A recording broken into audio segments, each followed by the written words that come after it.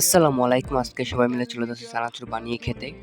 আমরা চানাচুর বানিয়ে খেতে যাচ্ছি অনেক কজনে। মিলেমিশে খাইলে স্বাদ বাড়ে। আমার হাতে চানাচুর আর দা আছে। দেখা যাচ্ছে আমাদের ঈদগাহ চলে এসেছে। এখানে আমরা ঈদের নামাজ পড়ি। এখানে আছে লেবু আর পেস্ট আর এগুলো আছে চানাচুর। এখনই কাটাকাটি শুরু করে দিল সবাই মিলে। এখানে লেবু কাটছে আর পেস্ট কাটা হচ্ছে। আর পাশে আছে সরষে তেল আর পোড়ামরিচ। পোড়ামরিচ আছে, সরষে তেল আছে, অনেক পদ্ধতি দেখতে আছেন আপনারা। আর ওদিকে আনতে গেছে আমাদের বোম্বাই মরিচ। বোম্বাই মরিচ আনা হলে দেখাবো। এই যে বোম্বাই মরিচ নিয়ে আসলো ৩টা। আজকে ঝাল ঝাল করে বানিয়ে খাবো। ঝাল ঝাল খাইতেই মজা। বানিয়ে খাওয়া মানে ঝাল। আমরা বানানো শুরু করে দিলাম।